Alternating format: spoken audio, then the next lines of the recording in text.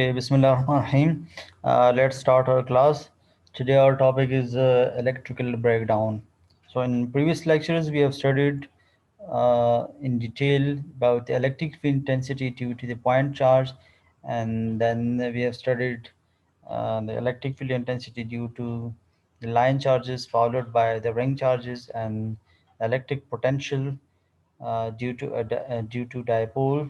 Okay, so all that we have studied about the electric field intensity is just for the breakdown purpose, because in the whole power system, the dielectric materials are having the key role throughout our transmission and the distribution system, because as you know that as we have adopted the high voltage, so due to the high voltage we have to deal with some issues, like the dielectric materials, the grid stations, the transformers. Okay, so if we have opt the low voltage transmission, then there will be no issue for the dielectric material, because the level of the insulation increases with the high voltage. Greater is the high voltage, greater will be the level of insulation. Okay, as you have noticed in the power system that in transmission line, in high voltage transmission line, we have a string of insulators. Okay, but in that of the uh, distribution system, in distribution lines we have a small level for the insulation. So this reveals that the level of insulation increases with the voltage. Okay, so for the high voltage we have the sir ये dielectric. जो transmission line होती है इसकी diameter कितनी होती है? Sorry जी। Sir ये जो ट्रांसमिशन लाइन होती है जी जी। इसकी डायमीटर किस चीज़ पे डिपेंड करती है? डिपेंड किस चीज़ पे करती है डायमीटर? वोल्टेज पे, ठीक है ना, वोल्टेज एंड करंट, ठीक है, पावर पे डिपेंड करती है। सही है, यानी ठीक है, आप, हाँ लेकिन सर जी। ये जो डायमीटर होती है इसकी किस चीज़ की इसकी कोई डायमीटर रेंज की? होती है? ये इंसुलेटर की या ट्रांसमिशन लाइन ट्रांसमिशन लाइन की? लाइन की जी जी, लाइन की। अच्छा, फिर हाँ, आप क्वेश्चन क्या है? मतलब ये कितनी होती है? अच्छा कोई कितनी? इसकी रेंज होती है, लिमिट? अच्छा कितनी होती है इसकी, डायमीटर डायमीटर कितनी होती है, ये आप, ये क्वेश्चन है आपका? Yes sir. अच्छा, ये तो एग्जैक्टली मुझे पता नहीं है, क्योंकि ये डिपेंड करता है उस ट्रांसमिशन लाइन के पावर पे। यानी अगर आप तरबेला से है तो उसका जो पावर है वो अलग है, अगर मंगला से है तो उसका पावर अलग है, अगर वर्षक है तो उसका पावर अलग है, न्यूक्लियर से। आपको पता है ये जो पावर सिस्टम है, ये एक सोर्स से नहीं है, ठीक है, ये इंटरकनेक्टेड है। और इंटरकनेक्टेड में जो तरबेला है उससे अलग जनरेशन हो रही है, मंगला से अलग जनरेशन, वर्षक से अलग हो रही है, इवन न्यूक्लियर से अलग हो रही है, ठीक है। सो ये सारे मिल एक जो है एनपीसीसी इस्लामाबाद में जो है उसका, वहाँ पे डेटा कलेक्ट होता है और वहाँ से ही ये सारे जो है यानी ट्रांसमिट होते हैं, ठीक है। तो ये इंटरकनेक्टेड सिस्टम है पूरा, तो इसलिए हर एक का पावर अलग अलग है। क्लियर हो रहा है आप लोगों को?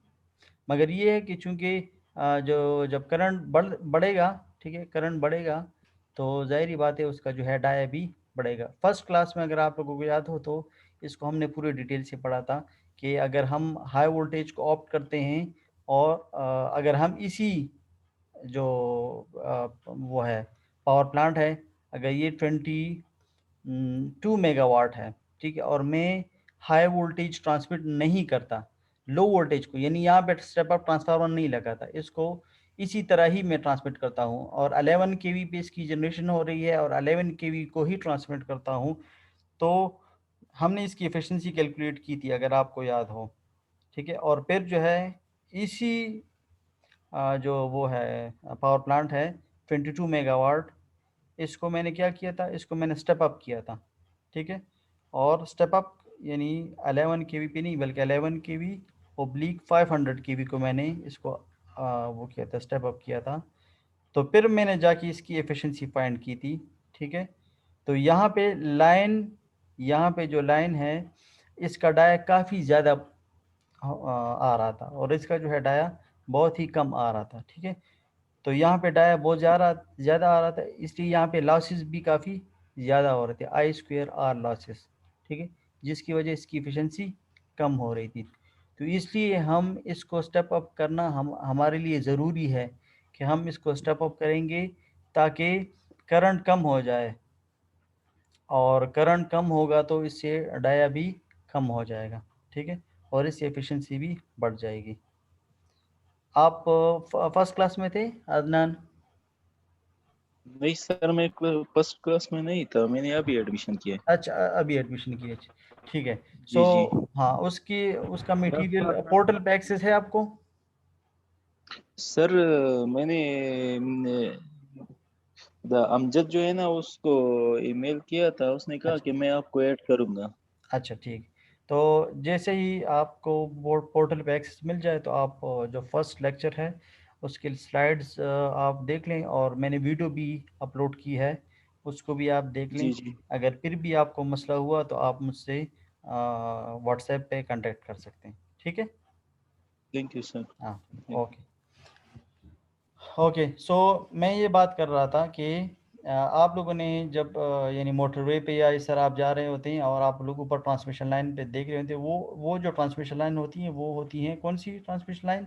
High voltage transmission line. तो इसके लिए जो इंसुलेटर्स होती हैं वो बड़े बड़े इंसुलेटर्स होते हैं और ज़्यादा तादाद में होते हैं, ठीक है। जैसे जैसे आप डिस्ट्रीब्यूशन की तरफ आते हैं, यानी फॉर एग्जांपल आप अपने घरों के साथ वो देख लें, इंसुलेटर देख लें, तो बस एक छोटा सा शेकल इंसुलेटर लगा हुआ होता है, ठीक है, और बस वो काम कर रहा होता है। जबकि हाई वोल्टेज में ज़्यादा जो है, तो इसकी इससे ये हमें पता लगा कि क्या होता है, जब वोल्टेज हाई होता है तो इंसुलेशन रिक्वायरमेंट भी हाई हो जाती है, सही है, और लो वोल्टेज में इंसुलेशन कम होता है। तो जब हाई वोल्टेज में ये ज़्यादा होगा, तो चूंकि हम हाई वोल्टेज पे काम कर रहे हैं, हम तो लो वोल्टेज पे काम नहीं कर रहे हैं, तो अब इन इंसुलेटर्स का हमने बहुत ख्याल रखना होगा। हम ये देखेंगे कि ये प्रॉपरली इंसुलेट करे। इंसुलेटर का काम क्या है, आपको पता है कि ये, अब ये देखें, ये टावर है, सही है, ये तो सबको पता ही है कि इसके क्रॉस आर्म्स होते हैं, और यहाँ पे हम लगाते हैं, क्या लगाते हैं हम, इंसुलेटर्स लगाते हैं, और ये होता है यहाँ पे हम इसको, ये ट्रांसमिशन लाइन होता है, ठीक है।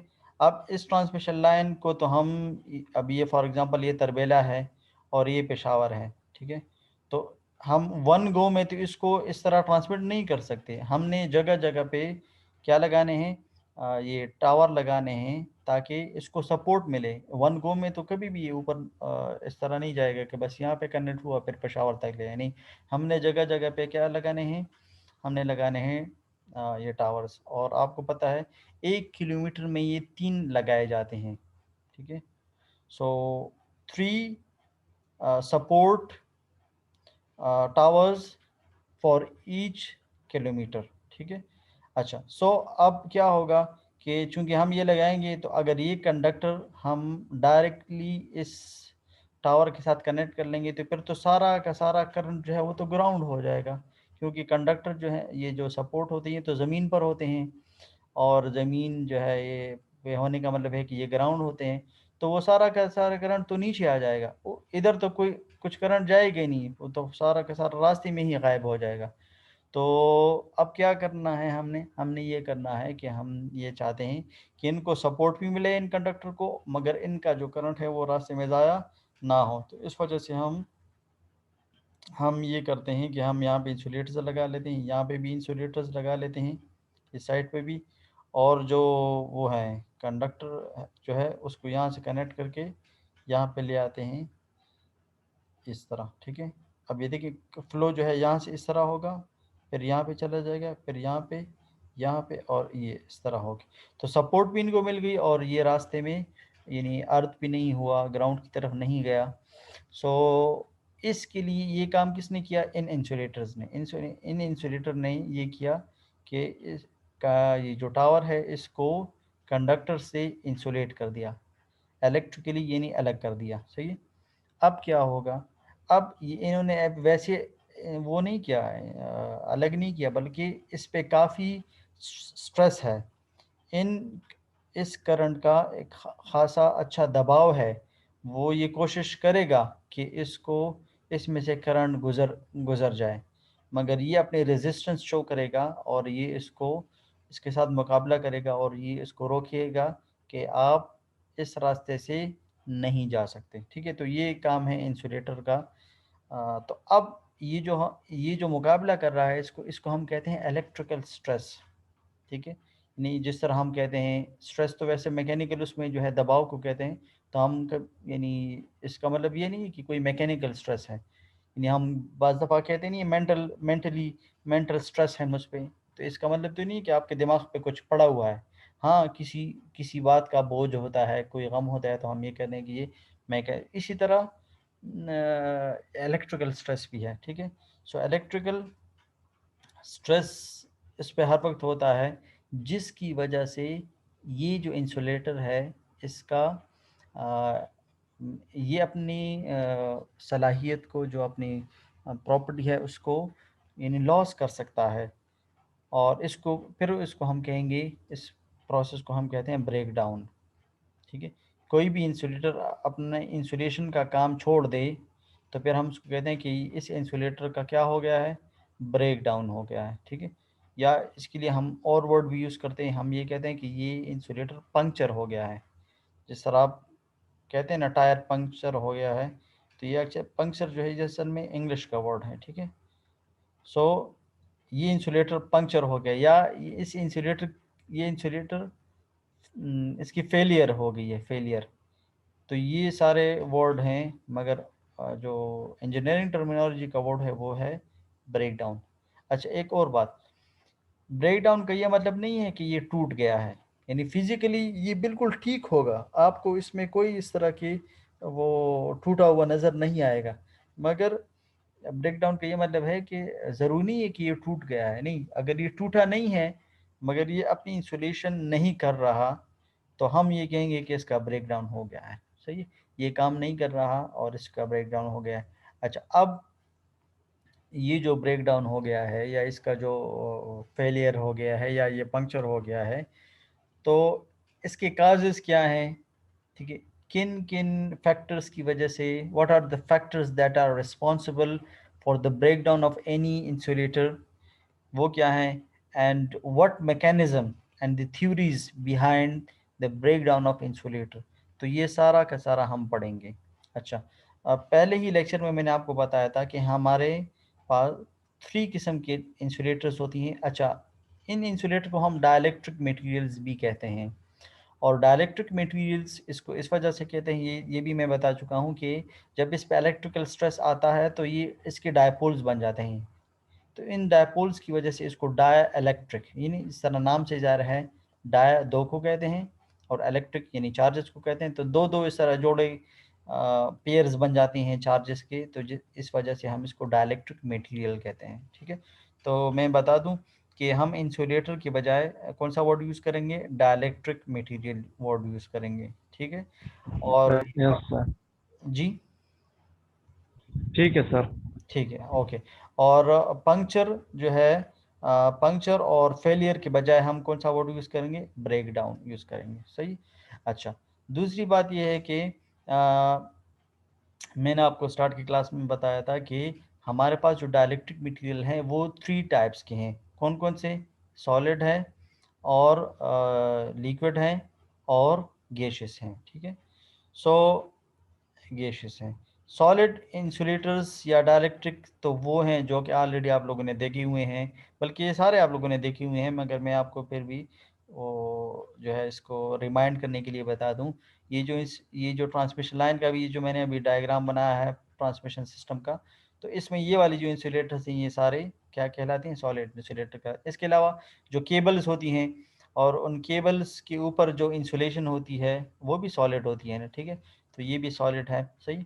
अच्छा, इसके अलावा लिक्विड जो है, लिक्विड आप लोगों ने ट्रांसफार्मर में जो ऑयल होता है वो भी इंसुलेशन का, उसके दो, ट्रांसफार्मर में जो ऑयल है उसके दो फंक्शंस हैं, एक कूलिंग करना, कूलिंग भी उसका वो है, और दूसरा जो है इंसुलेशन करना, तो दो इसके, ठीक है। इसी तरह सर्किट ब्रेकर्स में आप लोग ऑयल यूज़ करते हैं, सो ऑयल सर्किट ब्रेकर उसमें उसके भी दो फंक्शंस हैं, एक उसकी आर क्विंचिंग उसका फंक्शन है, और दूसरा जो है इंसुलेट करना, इंसुलेशन करना, ठीक है।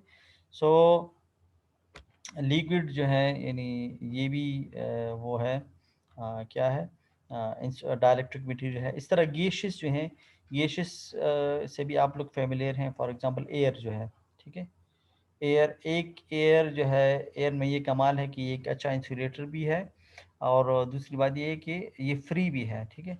सो अब आप कहेंगे कि एयर को हमने कहा, देखिए अब ये ट्रांसमिशन लाइन है, ये एक ट्रांसमिशन लाइन है, ये दूसरा ट्रांसमिशन लाइन है, ये तीसरा ट्रांसमिशन लाइन है, यहाँ आप लोगों ने गैप दिया है, इस गैप के अंदर क्या है, इसमें होता है एयर, ठीक है, और आपने जो फासला दिया है, तो इट मीन्स कि आप लोगों ने इन दोनों को इंसुलेट किया है, वरना हम ये क्रॉस आर्म्स क्यों लगाते हैं, एक यहाँ पे ट्रांसमिशन लाइन, दूसरा यहाँ पे ट्रांसमिशन लाइन, तीसरा यहाँ पे ट्रांसमिशन लाइन, हम इसको करीब करीब क्यों नहीं करते। इसकी वजह भी ये है कि हम इन एक दूसरे की यहाँ पे जो इसका अपना फील्ड होगा, इसका अपना फील्ड होगा, और तीसरे का अपना फील्ड होगा, तीनों फील्ड से एक दूसरे को फील्ड से बाहर रखने के लिए हम इस तरह करते हैं कि इसको दूर दूर रख लेते हैं। तो जब हम इस पे फासला देते हैं तो ऑटोमेटिकली हम ये कहते हैं कि हमने यहाँ पे एक एयर इंसुलेटर इंस्टॉल कर दिया है, हालांकि आपने कुछ किया नहीं, सिर्फ फासला दिया है, मगर चूंकि एयर तो मौजूद होती है, तो आप ये कह दें कि आप सिर्फ गैप दे दें, एयर इंसुलेटर खुद ब खुद यहाँ पे इंस्टॉल हो जाएगा, सही। सो एयर भी एक अच्छा इंसुलेटर है। इसके अलावा गैसेस के और भी इंसुलेटर्स हैं, आप लोगों ने SF6 का नाम सुना होगा, ठीक है, सल्फर हेक्साफ्लोराइड सर्किट ब्रेकर में यूज़ होता है, वो भी जो है, उसके भी सर्किट ब्रेकर्स में जो भी मीडिया यूज़ होते हैं उसका, उसके दो फंक्शंस होती हैं, एक तो आर्क पिंचिंग मीडिया के तौर पे इस्तेमाल होता है, और दूसरा जो है इंसुलेटर के तौर पे भी इस्तेमाल होता है। इसके अलावा नाइट्रोजन भी है, और जो है कार्बन डाइऑक्साइड भी है, और भी है, ठीक है जी। सो हीलियम गैस है, ऑर्गन और नियॉन, इस तरह ये सारे जो है नोबल गैसेस वो भी इंसुलेटर के तौर पे इस्तेमाल होते हैं, ठीक है। तो आज जो हमारा टॉपिक है वो है इलेक्ट्रिकल ब्रेकडाउन, और ये इलेक्ट्रिकल ब्रेकडाउन किसका होगा, इंसुलेटर्स का होगा, यानी डाइलेक्ट्रिक मटेरियल का होगा, सही। सो द फेलियर, नाकामी of the electrical insulation properties is called what, the electrical breakdown, सही है। सो फेलियर कब होगा, जब फ्लो ऑफ करंट स्टार्ट हो जाएगा, यानी एक इंसुलेटर का काम है करंट को रोकना, और अगर इससे करंट गुजर गया, इससे करंट पास हो गया, तो क्या मतलब हुआ, मतलब जब इससे कंडक्शन हो गया तो इसका इनडायरेक्टली ये मतलब है कि इसका क्या हो गया, ब्रेक डाउन हो गया, क्योंकि अगर ये अच्छा, और जिस स्ट्रेंथ की वजह से ये इस मुकाबला करता है इंसुलेटर की, वो स्ट्रेंथ जो कि उस वोल्टेज को विथस्टैंड रखता है, उसको रोके रखता है, उस स्ट्रेंथ को, ये तो कंडक्शन है ना, ये अब उस स्ट्रेंथ को की वजह की, जिसकी वजह से ये इसको रोके रखता है, इसको हम डाइलेक्ट्रिक स्ट्रेंथ कहते हैं, ठीक है, डाइलेक्ट्रिक स्ट्रेंथ। अच्छा, और डाइलेक्ट्रिक स्ट्रेंथ जो है हर इंसुलेटर की अपनी अपनी होती है, और मैं बताता चलूँ कि जो सॉलिड मटेरियल्स हैं, सॉलिड, उनकी डाइलेक्ट्रिक स्ट्रेंथ सबसे ज़्यादा होती है, क्या मतलब है कि ये ज़्यादा से ज़्यादा वोल्टेज को विथस्टैंड कर सकता है, उसको रोक सकता है, ठीक है ना, उसको बर्दाश्त कर सकता है, उसका मुकाबला कर सकता है। और फिर जो है लिक्विड है, और लिक्विड जो है सॉलिड के मुकाबले में थोड़े कमज़ोर वो हैं, इंसुलेटर्स हैं, ठीक है।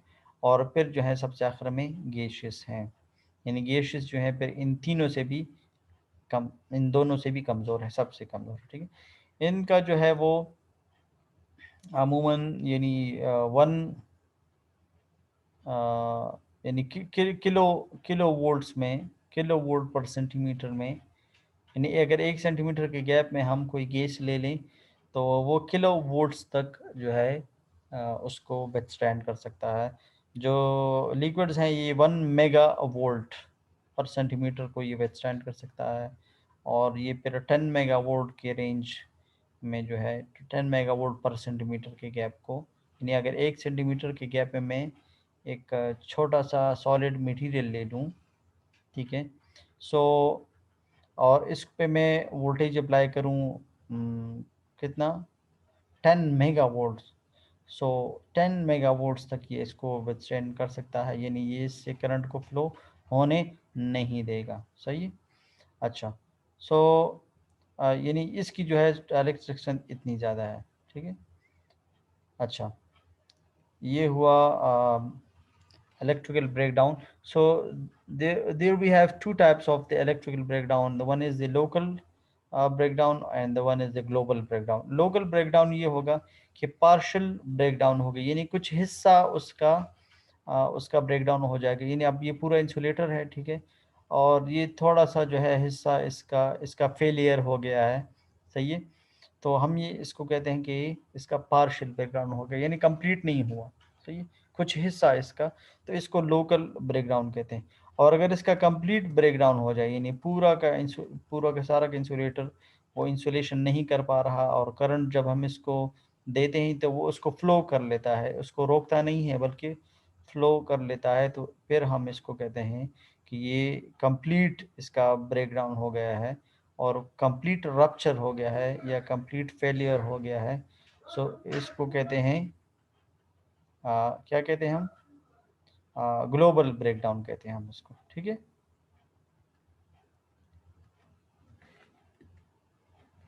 ओके, सो जो पार्शियल ब्रेकडाउन है उसकी एग्जांपल कोरोना है। ठीक है।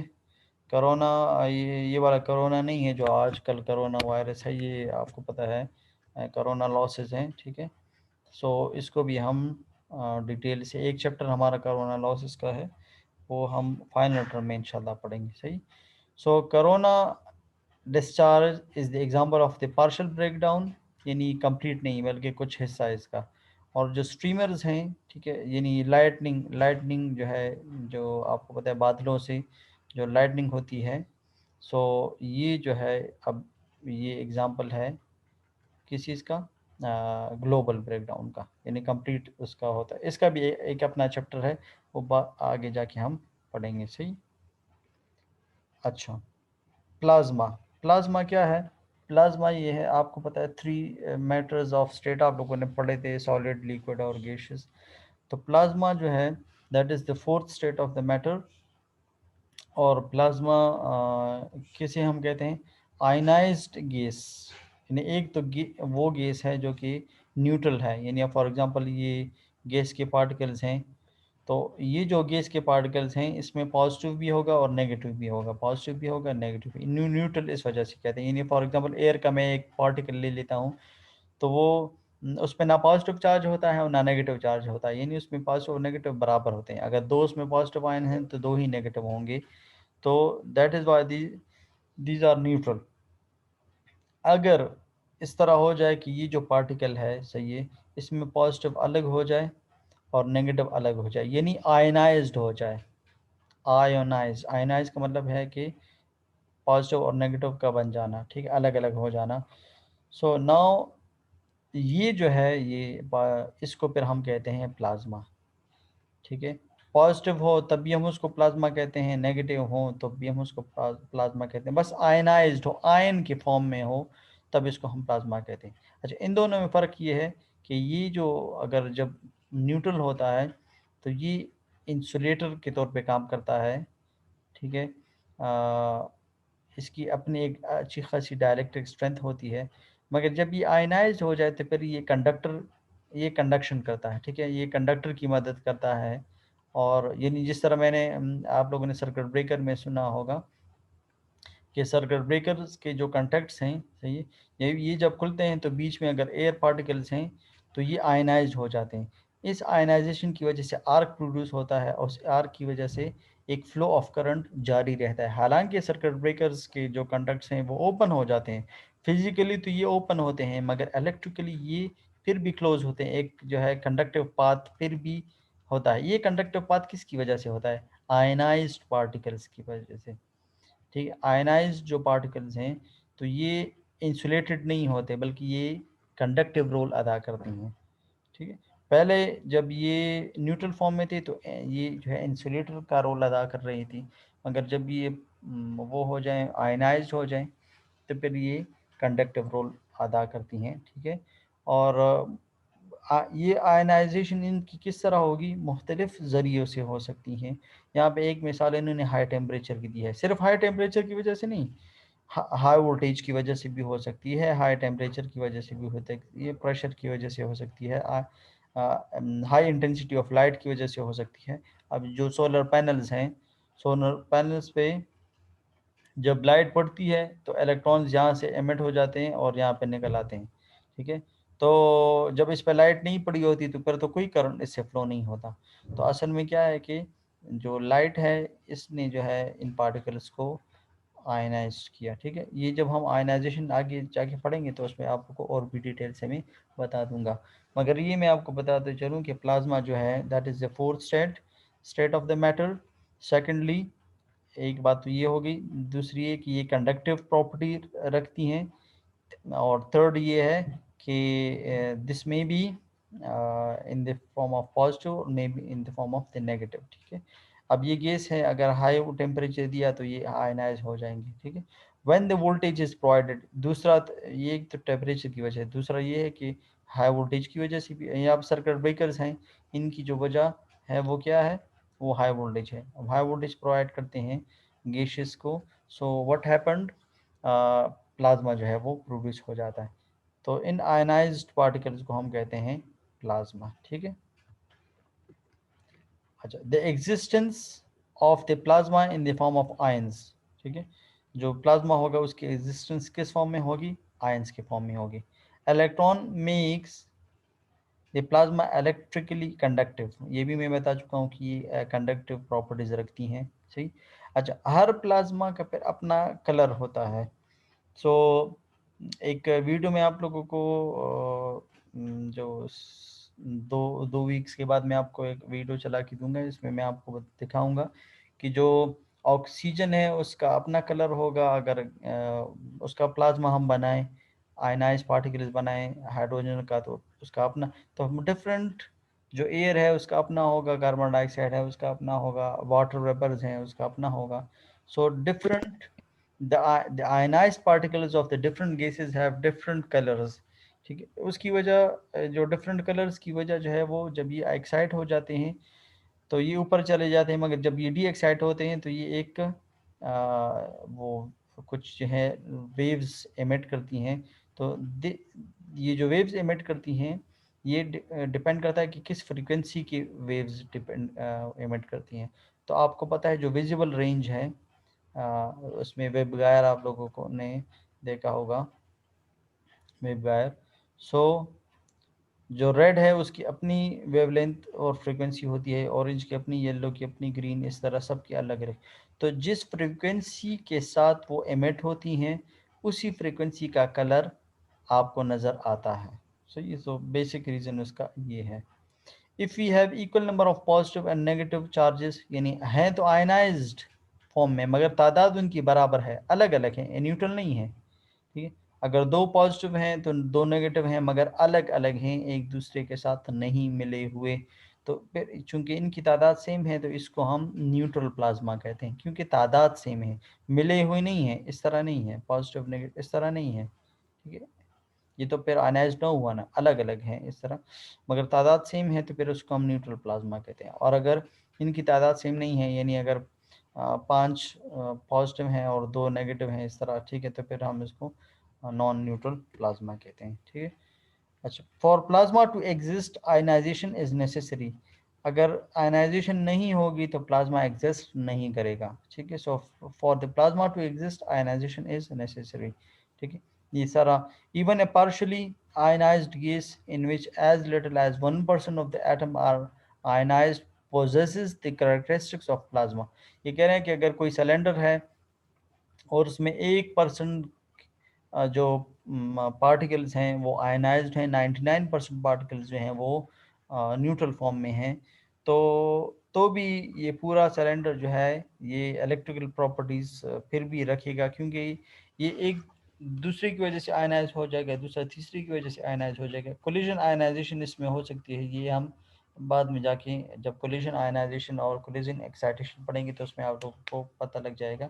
ठीक है, so this also possesses the properties, the conductive properties. अगर मैं मैग्नेटिक फील्ड अप्लाई करूं तो वो इस तरह नॉर्थ और साउथ में इस तरह वो हो जाएंगे। ठीक है, या अगर मैं प्लस माइनस अप्लाई करूं तो इलेक्ट्रॉन्स जो हैं वो किसकी तरफ चले जाएंगे, एनोड की तरफ चले जाएंगे, और जो प्रोटॉन्स हैं वो कैथोड की तरफ चले जाएंगे। ठीक है, अच्छा स्पार्क, आप लोगों ने स्पार्क तो फेमिलियर हैं। ठीक है, स्पार्क क्या है, जो इग्निशन है उसको हम जो है स्पार्क कहते हैं। Spark is caused when the electric field strength exceed a certain critical value to overcome the dielectric strength of the medium between the high voltage electrodes.